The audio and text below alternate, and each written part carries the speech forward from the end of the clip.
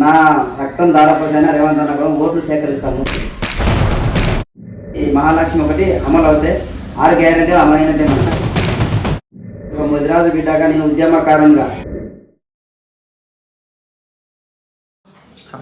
నమస్తే.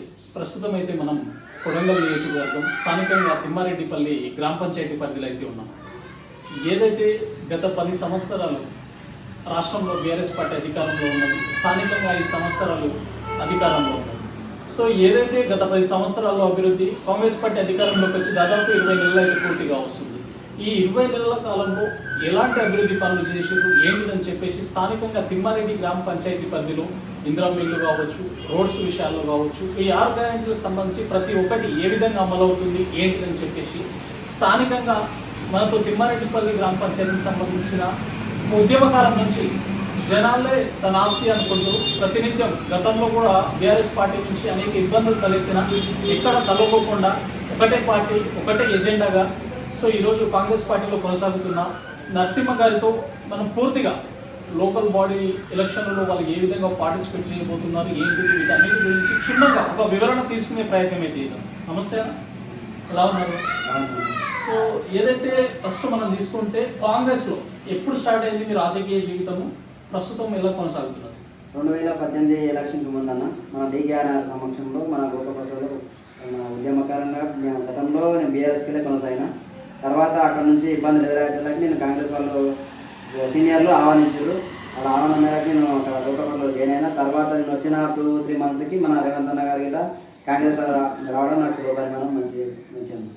సో ఏదైతే గత 5 సంవత్సరాలు ఇక్కడ స్థానికంగా బీఆర్ఎస్ పార్టీ అధికారంలో ఉన్నారు, ఆ టైంలో మా పార్టీలోకి వస్తే మంచి ఫ్యూచర్ ఉంటుంది కావచ్చు, మంచిగా ఆర్థికంగా కూడా ఏమైనా హెల్ప్ చేస్తాం అనే విషయాలు ఏమైనా చెప్పడం జరిగిందా? వాస్తవంగా గతంలో ఇలా మన బంగ్లతండ రోడ్ ఓపెనింగ్కి మన ఎమ్మెల్యే గారు, మాజీ ఎమ్మెల్యే గారు నరేంద్ర రెడ్డి గారు వచ్చి మరి మోహన్ రెడ్డి గారు కూడా రాండి, మా పార్టీలోకి మంచి ఆపర్చునిటీ ఉంటుంది, మీకు మంచి అవకాశాలు ఇస్తాము, మీకు గౌరవాన్ని ఇస్తాము, అన్ని విధాలు బాగుంటుంది రాండి అని చెప్పారు. మేము అక్కడికి వెళ్ళి వచ్చాక మేము మళ్ళీ ఎదురు చూసుకోలేదు, మనం వెళ్ళాలని అనుకోలేదు. ఇక్కడ ఉన్న స్థానిక మన ఎవరు తిరుపతి గారు, రేవంత్ గారు అనుకుని దీంట్లోనే ఉండాలనుకున్నాము. 100% అనుకున్నాం. ఆ విధంగా మేము కోఆర్డినేషన్ చేసుకుంటా, ప్రజల్లో మోటివేట్ చేసుకుంటా, ప్రజల్ని మనం దీని వైపు అడుగులు వేసుకుంటానే మేము నడిపించుకున్నాం. ప్రజల పక్షాన ఉన్నాం కాబట్టి మనము ఎక్కడైనా ఆ పార్టీ అయినా ఈ పార్టీ అయినా మేము కాంగ్రెస్లో ఉండాలనుకున్నాం, ఇక్కడికి వెళ్ళి కోరాలనుకున్నాం అంతే. సో ఒకటే పార్టీ ఒకటే జెండా పక్క సీఎం చేద్దామని అప్పుడు ఫిక్స్ అయినా. ఆల్రెడీ మన రేవంత్ అన్న గారు ప్రచార మూమెంట్లో మన దళిత function hall Chennakeshwara function hall వచ్చినప్పుడు కూడా నేను నికర్సుగా చెప్పేసాను, రేవంత్ అన్న గారు ఎట్టున్నారు, నా రక్తం దాదాపు రేవంత్ అన్న కూడా ఓట్లు సేకరిస్తాము అని 100% చెప్పడం జరిగింది. ఆ విధంగానే మాకు ముఖ్యమంత్రి రావడం జరిగింది. పబ్లిక్గా చెప్పినాం, రేవంత్ అన్న అయితే మనకు అభివృద్ధి జరుగుతుంది, లోకల్గా మనకు అన్ని విధాలు ఇది అవుతుంది, మనం వెనకబాటు గురైనాము, 70 ఏళ్ళ వెనకబాటు గురైనామని చెప్పినాము. ఆ విధంగానే మనకు రేవంత్ అన్న గారు కూడా ఎమ్మెల్యే కావడం ముఖ్యమైన అన్ని జగజగ జరిగిపోయినాయి. సో ఏదైతే తిమ్మారెడ్డి గ్రామ పంచాయతీ పరిధిలో తీసుకుంటే గతంలో కూడా మీరు కొంచెం అభివృద్ధి విషయాల్లో కావచ్చు, ప్రస్తుతం మీ పార్టీ అధికారంలో ఉన్నది, మరి 6 గ్యారెంటీలు ఏ విధంగా అమలు అవుతున్నాయి గ్రామ పంచాయతీ పరిధిలో? ఇక్కడ మనకు వాస్తవంగా అయితే 6 గ్యారెంటీలు ఇప్పుడు మన కరెంట్ అయితే ఆటోమేటిక్ 200 యూనిట్ల లోపు అన్నప్పుడు మంచిగా అది మంచిగా రన్ అవుతుంది. బస్సు ఆర్టీసీ బస్సు మహిళలకు ఆల్రెడీ ఉపయోగపడుతున్నది. ఇంకోటి రైతు బంధు ఆటోమేటిక్ అందరికి పడుతున్నది. మళ్ళా 6 గ్యారెంటీల్లో మ్యాక్సిమం అందరికీ మహిళలకు ఒకటి మహాలక్ష్మి ఒకటి అమలు అవుతే 6 గ్యారెంటీలు అమలైనట్టే, మనం పూర్తయిన సక్సెస్ అయినట్లని. సో స్థానికంగా ఇందిరమ్మ ఇల్లు కావచ్చు, మొదటి విడతలో 8 ఇళ్ళు వచ్చినాయి, ఇంకా స్థానికంగా రోడ్స్ కానీ ఏమైనా కమ్యూనిటీ హాల్స్ కానీ కొత్తగా మీ గవర్నమెంట్ ఎటువంటి కార్యక్రమాలు? మా గవర్నమెంట్ వచ్చేసి 18 నెలలు అవుతుంది. అందులో మేము గ్రామ పంచాయతీ బిల్డింగ్ విషయంలో గతంలో టీఆర్ఎస్ వాళ్ళు మా ఊరికి పెట్టింది వేరే ఊరికి మళ్ళించుకున్నాం. దాని విషయం నేను మాట్లాడేస్తే వచ్చిన గవర్నమెంట్ వచ్చిన కొత్తలో ఆల్రెడీ ఓకే అయింది, వర్క్ నడుస్తుంది. అలాగే మన లోకల్గా మనకు 400 మీటర్లు 32 లక్షలతోని మన underground drainage Git okay, proceeding already okay అయినాయి, అది పనులు జరుగుతున్నాయి. ఇక డబుల్ రోడ్ మన బేలంపేట గేట్ నుంచి ఇక్కడ మళ్ళీ డబుల్ రోడ్ అవుతుంది. మనకు చిన్న రోడ్ ఉంటే మన నుంచి గిట మళ్ళీ ఈ బంగ్లాతండ రూట్ గిట అది రోడ్ కంప్లీట్ అయింది, కొత్త వర్క్ గిట ఓకే అయిపోయింది. సో దాదాపు పెద్ద ఎత్తున నిధుల ప్రవాహం కొనసాగుతుంది అనుకోవచ్చు. 100% రేవంత్ అన్న సహకారంతో ఇక్కడ రోడ్స్ అని కాకుండా ఊళ్ళల్లో కమ్యూనిటీ హాల్ కానీ స్కూల్ బిల్డింగ్స్ కానీ అన్ని విధాల అభివృద్ధి విషయంలో మాత్రం ఎక్కడ తగ్గకుండా అన్నగారు సహకరిస్తుంది. సో నెక్స్ట్ రాబోయే లోకల్ బాడీ ఎలక్షన్లో నరసింహ గారి యొక్క పాత్ర ఏ విధంగా ఉండబోతుంది అనుకోవచ్చు? అన్న వాస్తవంగా అయితే 2018 నుంచి క్యాన్వసింగ్ అనేది ఉంది. పబ్లిక్లో ఎలా మోటివేట్ చేస్తే ఎలా అవుతుందని మాకు ఆటోమేటిక్ తెలుసు. ఎందుకంటే ఈరోజు ప్రజల పక్షాన ఉన్నాం కాబట్టి కాంగ్రెస్ పార్టీని 99% 100% గెలిపించే ప్రయత్నం మేము చేస్తాం. ఎందుకంటే మేము ప్రజల పక్షాన ఉన్నాం, ప్రజల అవసరాలు ఎందుకు గుర్తిస్తున్నాం, ప్రజలకు ఆ విధంగానే మేము సహకరిస్తున్నాం, అభివృద్ధి వైపు మేము నడిపిస్తున్నాం కదా. కాబట్టి అందరినీ మన 99% మన కాంగ్రెస్ గవర్నమెంటే సక్సెస్ అయితే ఇంకో 5 ఏళ్ళు కాంగ్రెస్ గవర్నమెంటే కొనసాగుతుంది. సో నెక్స్ట్ జరగబోయే లోకల్ బాడీ ఎలక్షన్స్ అతి సమీపంలో అయితే ఉన్నాయి. దీంట్లో ఒక సర్పంచ్ క్యాండిడేట్ అనుకోవచ్చు, ఎంపీపీ అనుకోవాలా, ఎంపీటీసీ అనుకోవాలా, జనాలు ఏ విధంగా? నేను వాస్తవంగా అయితే అన్నా, నేను సర్పంచ్ అయినా ఓకే, జెడ్పీ అయినా ఓకే, ఒక ముదిరాజు బిడ్డగా నేను ఉద్యమకారునిగా మ్యాక్సిమం నేను ఉద్యమకారుని. ఇక్కడ మండలంలో మేము ప్రజలని చైతన్యవంతం చేసినాం. ఇక్కడ దాదాపు మండలం కాన్సెప్ట్ మన మండలంలో ఆ విధంగా నేను ఈ కాంగ్రెస్ పార్టీలోకి వచ్చి గిట్ట ఒక ఉద్యమకారంగా మాకు రాజకీయ బ్యాక్గ్రౌండ్ ఉన్న ఫ్యామిలీ అయితే కాదు మరి. నా ద్వారానే నేనే ఉద్యమకారంగా ఉండి ఈ విధంగా ప్రజల తరఫున ఉన్నా. తర్వాత ఇప్పుడు కూడా నాకు అవకాశం జెడ్పీటీసీ ఇచ్చినా ఓకే, ఎంపీపీ ఇచ్చినా ఓకే, పార్టీ నిర్ణయించిన పదవులకు నేను ఓకే, నిమిత్తం మాత్రం పార్టీ నిర్ణయమే నా నిర్ణయం. సో స్థానికంగా మేము చేసిన సర్వేలు తేలింది ఏంటంటే గతంలో కొంతమంది కావాలని చెప్పేసి రాజకీయ దురుద్దేశంతో కొన్ని దాడులు కూడా జరిగినాయని చెప్పేసి తెలుస్తుంది. వాస్తవం. సో మరి అన్ని దాడులు జరిగింది అంటే ఏ ఉద్దేశంతో, రాజకీయంతో లేక ఏ విధంగా? ఒక యువకుడిని ముందుకు రాని ఒక పెద్దరికం పెద్దవాళ్ళు అందరు కలిసి ఒకటి వాళ్ళ మైండ్ సెట్ ఆ విధంగా క్రియేట్ చేసింది. మనమేమి కరప్షన్ ఏం లేదు మన దగ్గర. నేను ప్రజల పక్షం నుండి నేను ఏమన్నా వర్కులు చేసి తీసుకోవడం తప్పిస్తే పబ్లిక్ని పింఛన్ అని ఇవి అని అవన్నీ పీడించే గుణం అయితే నా దగ్గర లేదు. ఇందిరమ్మ ఇల్లు వస్తే కూడా డైరెక్ట్ స్వతహాగా వాళ్ళ ప్రొసీడింగ్ చేయడం జరిగింది. మేము ఏ విధమైన వాళ్ళని ప్రజల పక్షాన ఉంటాం కాబట్టి వాళ్ళకి నా మీద నమ్మకం ఉంది. నాకు ప్రజలు కావాలి, ఓటర్స్ కావాలి, వాళ్ళకి నేను కావాలి. ఈ లీడర్లు అనేది నా మీద ఆటోమేటిక్ వాళ్ళ మీద వ్యతిరేకత ఉంది. వల్ల వ్యతిరేక ఉండే 1000 రూపాయల పింఛన్లో కూడా దాడి చేసారు. ఈ అధికారం వచ్చి మన రెండోసారి గవర్నమెంట్ టీఆర్ఎస్ ఫామ్ అయినా గిట్ట మా వదిన సర్పంచ్ ఉన్నారు. ఆ టైంలో అయితే నా ఇంటి వరకు వచ్చి ఇంటి మీద గిట్ట దాడి చేసారు. నాకు గ్రామ పంచాయతీ దగ్గర పిలిపించి గిట్ట అక్కడ గిట్ట దాడి చేసారు. మా ఎస్సీ పోరాగాన్ని కొడితే గిట్ట ఎస్సీ ఎస్టీ ఆటోషిప్ కేసుగా నడుస్తుందండి. సో మీరు ప్రతిపక్షంలో ఉన్నప్పుడు కొట్టారంటే దానికి ఒక అర్థం ఉంటుంది. మీరు ఒక బాధ్యతాయుతమైన ఒక సర్పంచ్ పదవిలో మెలుగుతూ కూడా సో మీ పైన దాడి చేయడం అనేది అప్పుడు ఏ విధంగా చూడాలి? వాళ్ళు అలా చేశారు కాబట్టి ఈరోజు మా పబ్లిక్ మైనస్ అయిపోయారు.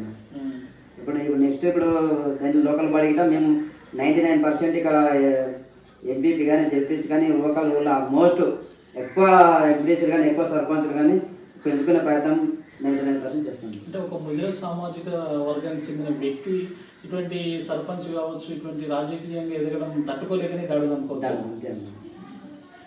సో ఫైనల్గా ఏదైతే స్థానికంగా తిమ్మారెడ్డిపల్లి గ్రామ పంచాయతీకి సంబంధించి ఏం చెప్పదలుచుకున్నారు? మ్యాక్సిమం నేను ఈ రేవంత్ అన్న ఇప్పుడు ముఖ్యమంత్రి అంటే ఇంకా 3 years ఉన్నది. అప్పటి వరకు నేను నా ఊరు నుంచి నేను పోటీలో ఉంటానా లేదా ప్రజలు నిర్ణయిస్తారు. కాకపోతే ఈ దౌలతాబాద్ మండలైనా మా తిమ్మారెడ్డిపల్లి అయినా 99% డెవలప్ చేయడానికి మేము ఎక్కువ ప్రాధాన్యం ఇస్తాం. మనకు సార్ గిట పూర్తి సహకారం ఏమన్నాడు, నేను ఊళ్ళోకి వస్తే ఏ మార్పు చూపిస్తారు మీరు. అప్పటి వరకు నేను రాకన్నా ముందే మీ ఇప్పుడు ఊళ్ళోకి రాకన్నా ముందే 3 ఏళ్ళలో మీరు ఏం చేసుకోవాలంటే డెవలప్ ఎక్కువ చేసుకోండి. స్థానికంగా విద్యా స్కూళ్ళు కానీ కమిటీ హాల్ కానీ లాస్ట్కు రోడ్స్ కానీ మీకు ఏవేవి పనులు ఉంటాయో మీకు చక్కచక్క మీకు ఆటోమేటిక్ ఎంకరేజ్ సహకారం ఉన్నారు. ఆ సార్ కూడా మనకు ఏ విధంగా మనకు వర్క్ నెంబర్ శాంక్షన్ చేస్తుంది అట్లా. కాబట్టి బిల్స్ గిట్ట మాకు అన్నీ క్లియర్ తొందరగా క్లియర్ అవుతుంది. సో ఎట్లుంటారు స్థానికంగా ఏదైతే మీ మండల ప్రెసిడెంట్ కావచ్చు తిరుపతి రెడ్డి గారు ఏదైనా సమస్య చెప్పుకోవడానికి అందుబాటులో మండల ప్రెసిడెంట్ గారు ఉంటారు. తిరుపతి అన్న దగ్గర డైరెక్ట్ అడుగుతాము. ఆయన ఇలా మంచిగా మంచి అవుతూ అన్ని విధాలు మనకు చేస్తుంటారు. రేవంత్ అన్న గారు పూరా పీస్ఫుల్గా ఉంటారు. దగ్గర మనకు అపార్ట్మెంట్ అని ఏం లేకుండా డైరెక్ట్ మేము ఫోన్ చేసి లోపలికి వెళ్ళిపోవడం.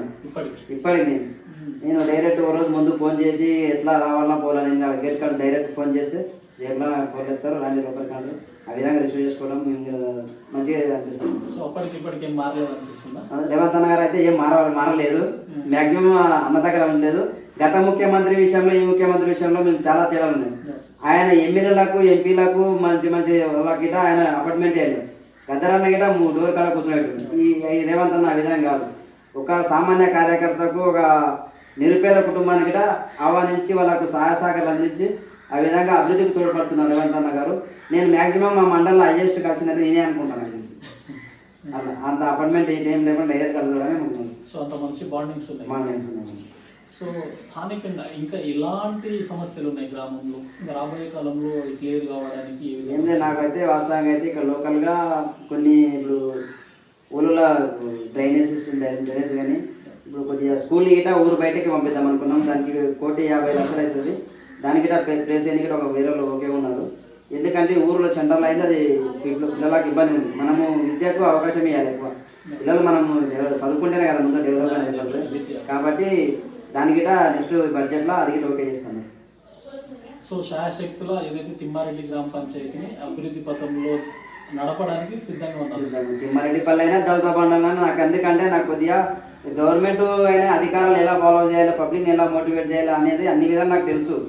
మళ్ళీ ఊళ్ళో ఎన్నుకున్నా నేను సంతోషంగా ఉంటాను. లేదు మండల లెవెల్లో నాకు అవకాశాలు ఇచ్చినా నేను మండలిలో నేను మెయింటైన్ చేయగలుగుతా. ఆ విధంగా నేను పబ్లిక్తో నేను ఉన్న డెవలప్ నాకు పూర్తి అవగాహన ఉంది. గ్రామంలో పరిచయాలతో ఉద్యమకాలం నుంచి సో మండల వ్యాప్తంగా నాకు ఉద్యమకాలంగా నేను వచ్చిన సో మంచి పరిచయాలు ఉన్నాయి. మంచిగా డెవలప్మెంట్ చేసిన బాధ. కాకపోతే ఏ వర్క్ చేసినా నేను పూర్తి నిబద్ధతతో చేయాలని నాకు ఇష్టం. ఆ వర్క్లో నేను మమేకం అవుతాను. నేను ఆ విధంగా ఉండి నేను పని చేస్తాను. కానీ ఏదో వచ్చినా తూతూ మంత్రంగా చేసినామంటే నాకు ఇష్టం ఉండదు. ఆ పని దగ్గరికి వెళ్ళాలి నేను. సో దానికి ఎన్ని ఇబ్బందులైనా పబ్లిక్లో మాట అనుకున్నా దాని పనిని సక్సెస్ చేయడం నాకు ఇష్టం ఉండదు.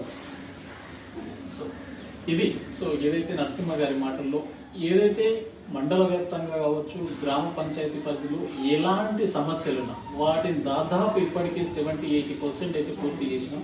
ఇంకా అంటే కేవలం ఈ 18 నెలల్లోనే ఇంత అభివృద్ధి జరిగితే ఇంకా రాబోయే ఈ 3 సంవత్సరాలలో ఎలాంటి అభివృద్ధి జరుగుతుందని చెప్పేసి సో వారైతే ఒక వివరణ ఇచ్చే ప్రయత్నం అయితే చేశారు. సో మండల వ్యాప్తంగా కావచ్చు ప్రతి ఒక్క అధికారి ఏ సమస్య వచ్చినా సో కాడ వెంకటరెడ్డి గారు కావచ్చు ఎవరు కానీ మా గ్రామానికి కానీ మా మండలానికి కానీ సమస్య ఉందంటే ఎంబడే ఆ సమస్యను పరిష్కరించడానికి పూర్తి ప్రయత్నం అయితే చేస్తున్నారని చెప్పేసి అదేవిధంగా గతంలో ఒక ముద్రా సామాజిక వర్గానికి చెందిన వ్యక్తి చూసి అనేక ఆనాడు అధికార పార్టీ నుంచి కావచ్చు స్థానిక నాయకులు కావచ్చు ఎన్ని దాడులు చేసినా ఒకటే పార్టీ ఒకటే ఎజెండా అని పెట్టుకొని రాజకీయాల్లో ఈ రోజుల్లో కండువాలు మార్చినంత ఈజీగా రాజకీయ పార్టీలను అయితే మారుస్తున్నారు.